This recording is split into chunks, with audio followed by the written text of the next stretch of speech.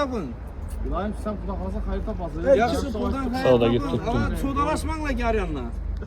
Ağa ben 15 istedim. Sen macun dursun. Boğaz üçün. Ağa üstün özüne sürtecek mi? Kanlıma sürtüm ben şunu. Bu neyini pulu Yok. Verin yasa razı olun. Haydar ama telefonu ben. Eydalar bu kadar. Ağzıga gittik o. Hey verin ben geliş. Şans geldi. Yaxşı üstün buz tuttuk aramızda.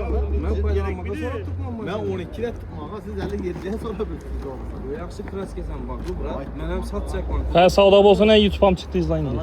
Verin. Ay ağa. Bakın kınardan 8 verirsen 8 olur. Vur. Zerelim. Boldu. Ver 8 zerelim. Bir son kıda verin. Mağaran bir yap aytayım. 8 oldu. 10'a teng berdi. Ver ona. 12'de kata verme. 8 oldu. Yine bunam gep sınmasın. Berdi ismi. Arayanlar bir kadar. Koyarın yasa ağa. Sen kim buna 10 lira var. Gen gerekli de var. Hani için gerekli? Libok. Ama sen gidersen işin var desen. Hiç bir şey yok. Doğru bak. Siz geldiği vakti geveze 1 milyon kayıt lazım maçından. Gerek miydi bu? Ben de